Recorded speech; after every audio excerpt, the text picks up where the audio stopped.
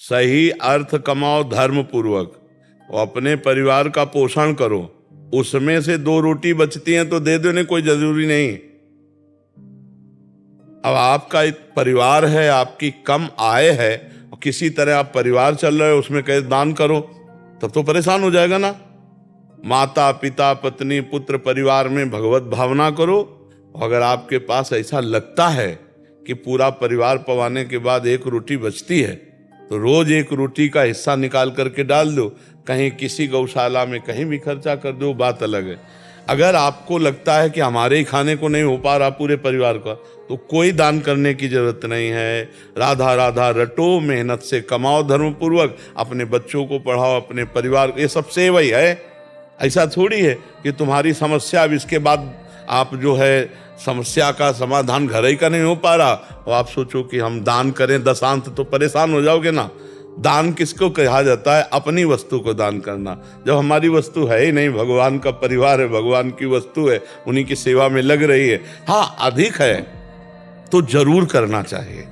अगर आपके भोजन पाने के बाद बचती 1 रोटी तो गऊ को पवा दो जाकर। 1 रोटी बचती है तो आप, हाँ कभी कोई भूखा आ जाता है तो एक दिन तुम भूखे रहो, उसको पवा दो, ये बात हम कहते हैं। वो देने की बात में कहते हैं कि पाप की कमाई नहीं, धर्म की कमाई है, वो आपके पास है एक्स्ट्रा तो आप लगाओ। कोई बीमार है उसकी सेवा में लगा दो, जो गौ है उनकी सेवा में लगा दो, किसी के ऐसी जरूरत दिखाई देती लगा दो।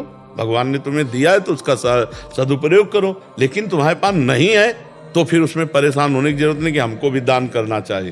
तुम्हारी 1 रोटी ही काफी है। 4 रोटी बनाए, 4 परिवार पाए, बचा तो 1 कौरा, ऐसे कौआ और चिड़िया को डाल दिया, इतने बहुत बड़ा भंडारा हो गया। गरीब आदमी की 1 रोटी ही भंडारा है। हमारी बातों को समझो, इसमें परेशान होने की जरूरत नहीं कि हमको भी हरिद्वार जाना चाहिए और दान देना चाहिए। आज तो बहुत है, हम तो ऐसे देखें किसान आदमी कि बेचारे की केला जो होता ना अमृत जैसा, क्योंकि बाजार से खरीदना है, वही घर की रोटी दाल। अब उनसे कहो तुम कि 100 रुपया दान करो, तो उनके लिए 100 रुपया दान करने का मतलब गेहूं बेचे, लाही बेचे, चना बेचे, तब वो 100 रुपया दे। तो उस बातों को हम देखा है। तो उस बात को कहते हैं जो अपने परिवार का केवल पोषण कर सकते हैं, तो इस भाव से नाथ सकल संपदा तुम्हारी, मैं सेवक समेत सुत नारी, और धर्म पूर्वक कमाओ, अपने परिवार का पोषण करो। अगर बच जाता है, अगर आपको लगता है कि हम दे सकते हैं, तो फिर दूसरों को सेवा में लगाना चाहिए। अगर लगता है नहीं हमारे पास नहीं है, तो फिर कोई जरूरत नहीं, अपने परिवार को भगवान का स्वरूप मानकर उनकी सेवा कर। अब तुम 1500 की शराब पी सकते हो, 1500 किसी बीमार की सेवा में नहीं लगा सकते, तो फिर तुम दंडनीय अपराध करते हो।